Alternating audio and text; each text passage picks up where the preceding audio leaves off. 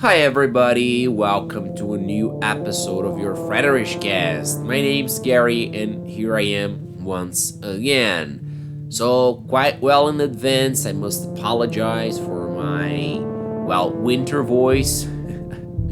I got my nose kind of clogged, my throat kind of sore due to this, to the beginning of autumn slash fall winter period in Brazil. Why do I say fall slash winter? Because it's technically fall in Brazil, but the changes of temperature are really drastic and unexpected, and they really mess with our noses and throats.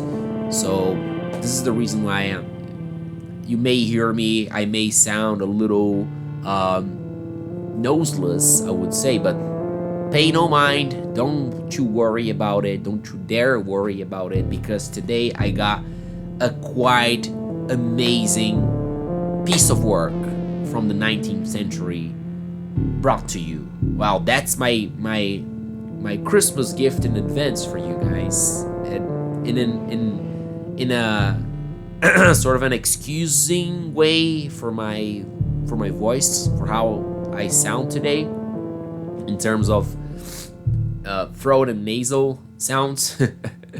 But yeah, let us just do it. Ladies and gents, you read the title. You know I'm talking about H.G. Wells' The Time Machine. Okay? If you never read this book, I really suggest you do that today. And literally today, you can read that in one day. If you're a fast reader, in a couple of hours, okay? Or even 2 days. I took a week, but I was in a busy week, so I would read piece by piece. So it took me a week, but like if you just sit down and read it, you can do that in one day.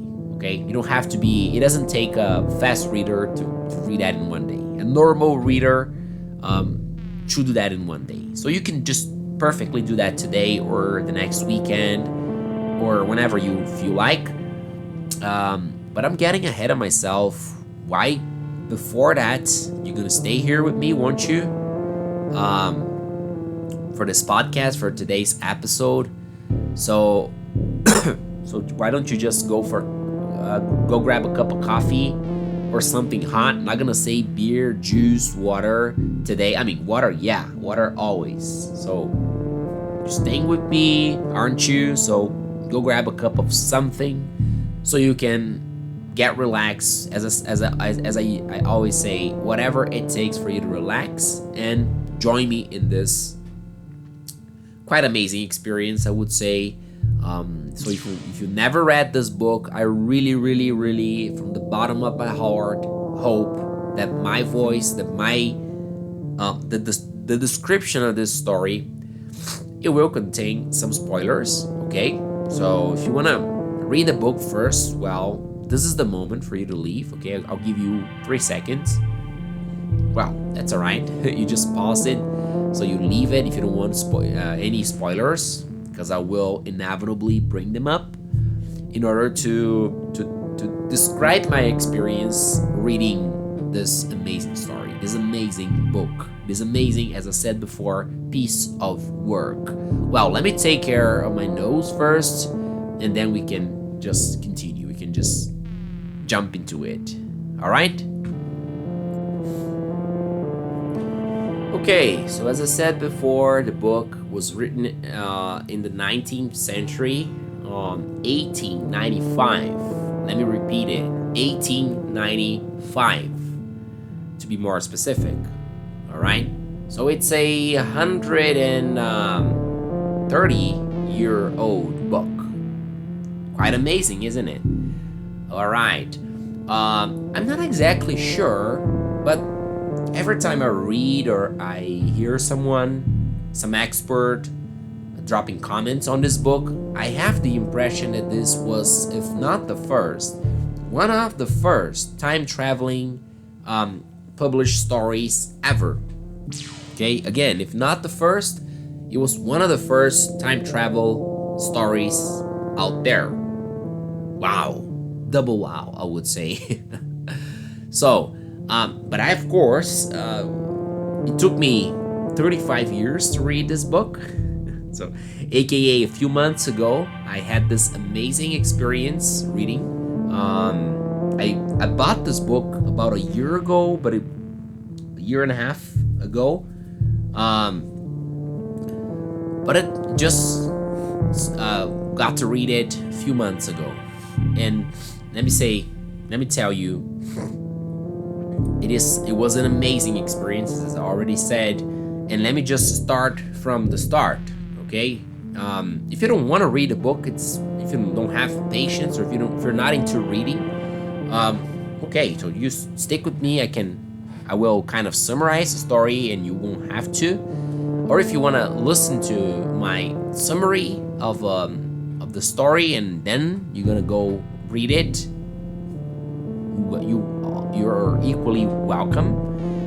But as I said, if you want to read the book first, if you don't want spoilers, if you want to have the full experience, as I say, pause this episode, go read the book, and then when you finish it, come back here. All right, I'll be waiting for you. I promise. I won't go anywhere. Okay. So yeah, the book starts with a discussion among some gentlemen, some important gentlemen, I would say, in town. It doesn't say exactly the place, or does it? Oh, it's London. Yeah, it's London. Yeah, I'm just doing that by memory, guys, so don't judge me, okay? Well, in London, in the Victorian London, which means 19th century, end of the 19th century, when the book was written, by the way. These gentlemen are in a house of apparently quite rich men, which is the time traveler. Okay, the author doesn't say his name, just calls him this gentleman time traveler for quite obvious reasons. For quite obvious reasons. And then they're talking. There's some lawyer there. There's some mayor assistant there. There are some important businessmen in this room, and they're talking. And this man is about to. He actually summoned them. He actually invited them over to his place to show the guy's kind of a scientist, mechanical scientist, and stuff like that. And he's there. He's about to show those gentlemen his brand new invention, okay, which is a small machine the size of 2 hands, I would say. That's the impression I have by reading the book. And he puts it in, long story short, he just lays it on this little machine device stuff on a table, and presses a few buttons, pushes a few buttons, and the machine vanishes into thin air. It just disappears. And everybody gets impressed. Look under the table, look all around the room to see if there's any trick involved. But no, the device apparently, until someone proves otherwise, disappeared, vanished into thin air. And then he explains the so-called time traveler. When I say so-called, is the author's description, because the character has got no name. And then the time traveler, as I was saying, explains that the device hadn't actually disappeared, but time travel. Everybody gets skeptical, surprised, angry, mix of emotions. I mean, a variety of emotions out there. And then he says, "Oh, I actually managed to time travel it to 10 minutes in the future. So in about 2 minutes, it's going to reappear exactly where it was." And so it happens. Okay? And everybody got surprised, skeptical, angry, again, a variety of feelings. But they don't pay so much mind most of them, not all of them, the gentlemen in that room, they believe that he was pulling some kind of trick, actually. You know, neither had the device disappeared, and neither had it time travel. But he had managed to deceive them all. That's the impression that they all have. Some of them get really curious about it. Some of them, few of them, of the gentlemen in that room, believe the scientists, basically, scientists' words. And so they leave. But the scientist, before they leave, kind of makes an announcement. He says, hey, I'm actually working, this was just a sample. I'm actually working on a same version of this device, but bigger, but 10 times bigger, so I will personally time travel. And with this promise, with this announcement / promise, they leave the room. And then the offer start bringing. Oh no. And okay, so the after that, a few days go by, and the time traveler invites them again over a few weeks later. I think 1 or 2 weeks later, invite them over to his place at a specific day and time of the week for a dinner. Okay, so they're there, everybody's there, but the owner of the house, but the scientist, the time traveler. So the time is, if memory serves me well, 7 p.m. Say a Saturday, 7 p.m. specific date, and nothing of the host, the owner of the house, the guy who invited them all over, aka time traveler. 30 minutes go by, nothing. The servants, as I said, the time traveler is apparently a rich man. Starts serving dinner, but they don't want to start eating without the host, without the owner of the house. And it turns out that he turns up. It turns out that he turns up 30 minutes later. That is 7:30. 30 minutes later of the agreement. Apparently exhausted, apparently dirty, apparently a few pounds thinner, lighter, a little different, kind of looking like he was in a jungle walking, hiking experience, And then they all start asking questions. Hey, why are you late? Where the heck were you, first of all? What's going on? And then he goes, I'm starving, ladies and gentlemen. There's no ladies there, just men. I'm starving. Let me eat first, and then we talk. And then he starts eating as if he hadn't eaten in days, okay? As if he was just like in the jungle, literally. And then after he eats, he starts telling the story, which is basically when the perspective of the book changes, because we have a observer perspective at that point, and then we start with the time traveler's perspective. So he starts telling the story in first person. All right.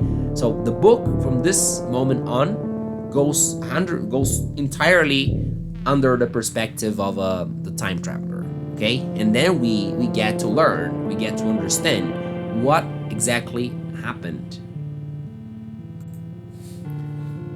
And then starts the description, the story. The scientist, the time traveler, starts telling his story with the time traveling machine.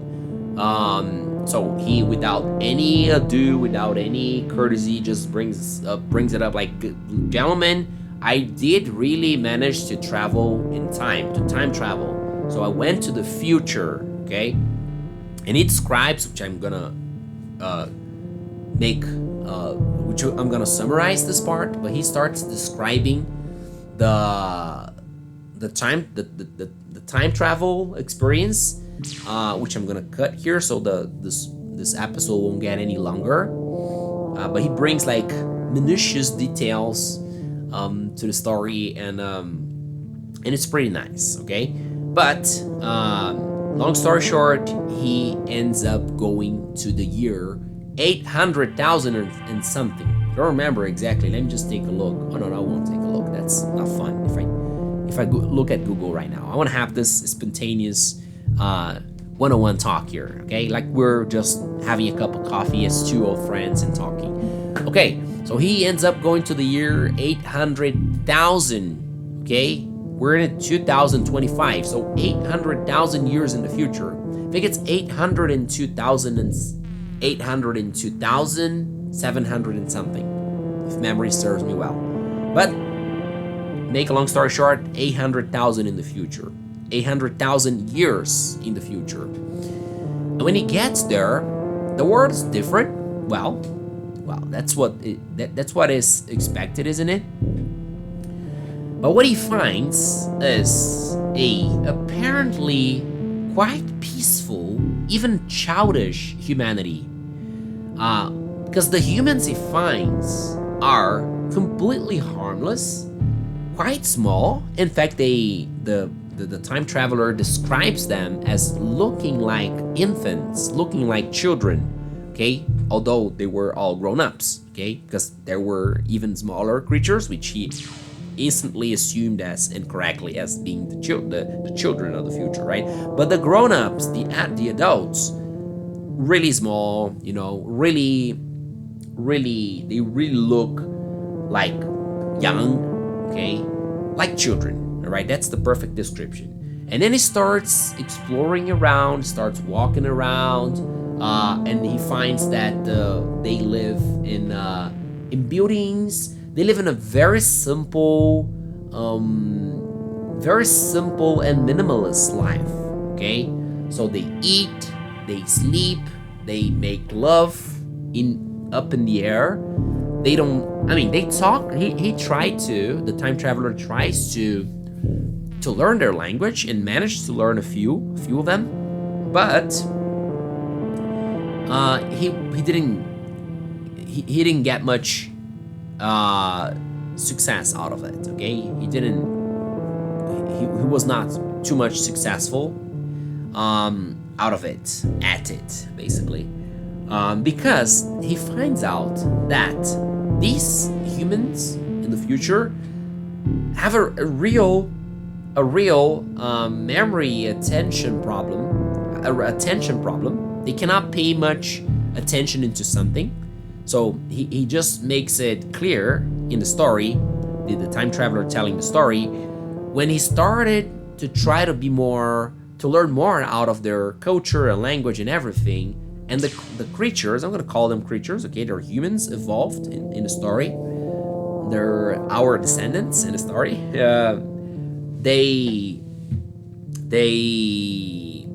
Let me say something. If you saw the movie The Time Machine, it's completely different. It's an amazing movie, by the way. I loved it. In fact, I feel like watching it again this weekend. But it's totally different. Okay. In the movie, he time travels to try to save his murder girlfriend, fiance, whatever.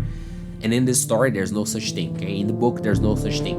So he's there, and he finds out that the humans, the evolution of the humans, lack of attention. They cannot pay attention to something for more than 10 minutes. And then he starts getting bored, and the creatures get bored of him. So at first, he's the sensation of the place. The creatures all around him, touching him, trying to communicate, try to bring things. But then it goes away in a few hours, okay? And if he feels alone, but at some point, one of the creatures is drowning in a river, and for his surprise, for the time traveler's big surprise, the other creatures, the other little creatures, human creatures, evolved creatures, human creatures, pay her no mind. Okay, he identified it's a female. In fact, that one of the physical characteristics is that female and male do not have much difference, but he, of course, could spot it, could differentiate them. And one of them is drowning. One female little creature is drowning, and he goes and going down with the stream, and the others don't even make the least of an effort. In fact, they don't even look. They can hear she's drowning because she's screaming and etc., but they don't do anything, So this race got to a probably after thousands and thousands of years of peace, of a machine serving human conditions, they got like, if you saw the movie Wall-E, you can kind of have an idea of the purpose of the probability of the reason why humanity evolved like that. But they don't even move a muscle to save her. So the time traveler does what any of us would do. He just jumps in the river, which is not hard. He's tall. He twice as taller as any of the other creatures, and saves the little creature, who becomes kind of grateful for him after that, and becomes, I want to say, kind of his girlfriend. Of course, nothing happens. It would be weird because the creatures look like kids. So, yeah, that's totally weird. I was kind of afraid that this would happen, that he would have sex with her somehow below. But let me just tell you in advance that thank God that does not happen. But they become like more connected. So now he's got a companion.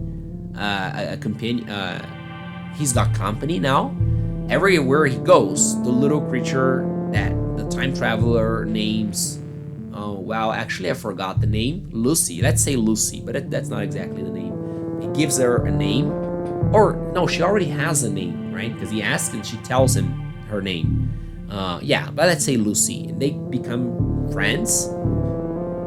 And everywhere he goes, she goes, and then he starts exploring, and then he realizes that these little creatures have a terrible fear, a tremendous fear of the underground places, which he finds out are vast in that world, because there are wells all around, and there are towers all around, and all those towers have tunnels and downstairs, or even ladders conducing underground to the underground. Okay, and of course, what any curious scientist, he does what any curious person, especially scientists, people would do. Probably any of us would do. What I would do. That is going down and exploring the tunnels. But he realizes, I remember the name of the little girl he saves. Little woman, I would say, right? It's not a girl, it's a woman. Weena. Okay? Weena. That's her name, Weena. And the moment he starts going down, he sees fear in her face. And he realized, hey, there's something down there that these creatures fear a lot. And long story short, he goes down, he finds that there's other race of humans, which actually also has got a name. I'll have to Google, guys, because it's not fair I don't say the names. I have it like right here, but it doesn't come, okay? So just give me 1 second. I didn't even have to Google it. Immediately as I paused the recording here, I remember. Warlocks, okay? These creatures are called by the childish, above the world creatures, living in the light creatures. The underground creatures are called by these creatures, by Weena's people, as Morlocks, okay? So he finds out that the Morlocks are also human evolutions, but that happen to people, to those humans that for probably thousands and thousands of years lived underground, okay? So they developed over the thousands and thousands and thousands and thousands of years, they develop a kind of a resistance against light. So their eyes are bigger, they're much more aggressive. Uh, they're not bigger than present than us, than normal humans, but they're bigger, a little bigger and stronger, quite stronger than, and much more aggressive than the other people, right? The ones that live up there. But they're terrified by light. Okay. So what happens? He goes down there, and out of an ordeal, he by a miracle, using matchboxes and making fire, he manages to survive the attack of those creatures. Otherwise, he would have died out there. Okay, and then he goes back up and realizes that at the end of at night, those creatures were coming out of their holes of the underground and attacking the. There's a name. I really have to check. I remember Morlocks, but the Venus people creature. There's a name for them. Let me just check it out.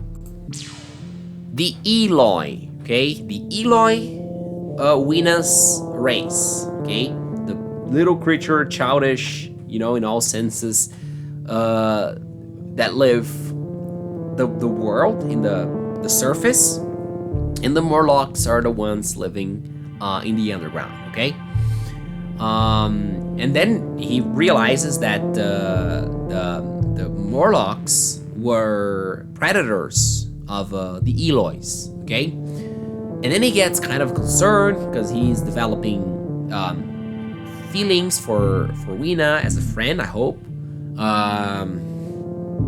And then he just starts fighting, thinking of fighting the Morlocks, but then he realizes, oh, what am I doing here in the first place? And then the worst thing happens. Or even before that, excuse me, or even before that, he realizes that his time machine that he leaves somewhere, of course, when he arrives there, disappears. Okay, and long story short, he finds out, or he presumes that the Morlocks stole it, because the Eloys are really harmless, or more than harmless, they're actionless.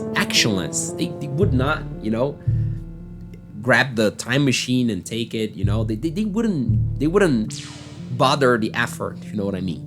Okay, the Eloi. So he immediately discarded the probability and attributed it correctly, as we will know at the end of the book, to the Morlocks. Okay, and then he goes somewhere wandering with Weena. I don't remember exactly the reason. Probably trying to find a way to recover his time machine, because he realized he couldn't just go down in the tunnels and fight the Morlocks. There are too many. They're dangerous. They got teeth. They bite. So it's not like a simple. He could, of course, easily put down half a dozen of them, but not like 1,000 of them. So he wanders off into a place, and for his lack of luck, I would say, he unluckily does that in a not full moon period. Because when it's full moon, these creatures get, they don't come out because there's too much light. The full moon is light enough to scare them out. Okay, but in the other, especially in the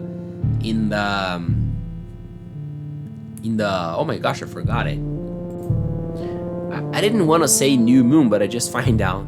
I just remember this new moon. Yeah, the new moon, when there's not light. Okay, when the moon is dark. Okay, that's when they come out at night and they run around the Morlocks, dragging as many Eloi to the underground, the tunnels, to eat them. Okay. And then he gets attacked at some moment and Wina dies, and then he just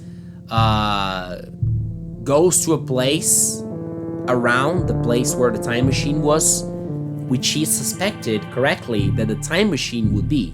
And then, long story, he goes there, fight off a few Morlocks there, not too down under, as you know, so to say, not too down under the tunnels. He gets the time machine back.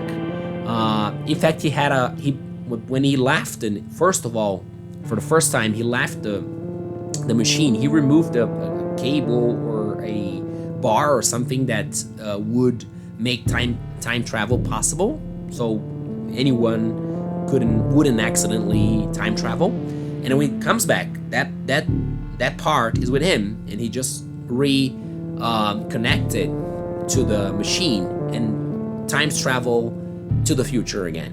Okay, so he goes like, I don't know, 1 million years to the future, and then he sees a different world, no more creatures, or some creatures that are anything but mammals, so more like big insects, big crustaceous, you know, you name them. And then he returns, you know, and then that's it. There he is sitting in the room and telling the gentleman his whole experience. And again, most of them are incredulous. Most of them are skeptical. They kind of hesitate to believe him. He's telling the truth, and he shows a flower that he brought from the future. And one of the gentlemen out there is I forgot the name of the scientists who study flowers. There's a name, but the guy, he takes a look at that and say, "Oh my gosh, I never saw any flower like that. Where did you find it?" And then he goes like, "I've just told you, in the future, 800,000 years from now, for Christ's sake." But anyways, the gentleman leave the room, skeptical as I said. But this guy gets really astonished. He goes like, "Oh my gosh, there's a chance that this man is not crazy, but actually he's telling us the truth, 100%. And then he comes back. One day later, the next day, and just when he comes back to the house, to the time traveler's house, the time traveler jumps into the time machine and goes back to the future or wherever. He just disappears. Time travel, as we know, we're not sure if into the future or into the past. It's irrelevant, or if it's relevant, it's unknown to the story, and never returns. So what happens? Did he die, or he just decided to stay somewhere in the time, be that past or future? We do not know. Okay, and this is how the story ends. Well, it kind of sucks when we don't know what happened to the main character, to the protagonist. But so it is. I like when at the end of the story I can wonder, I can think about the multiple possibilities, you know. But it's not even close as fun as it will be having heard the story from me, or even from a professional storyteller, which is still not my case. Maybe someday in the future, I'm kind of having ideas here in my mind.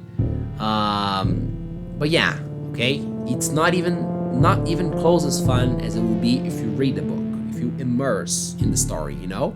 Even with the spoilers abroad, it will be still interesting. So I still recommend you to read the book. This book, it's a short book, as I said. But yeah, I really hope I have teased you into reading or getting to know more about it, or watch the movie if you never saw the movie. Go watch it, okay? It's still worth it. It's called The Time Machine, I guess, or just Google it, you will find it. Okay, so this will be all for this episode. I thank you very much for your lovely and wonderful and curious company. I see you in the next one. Bye.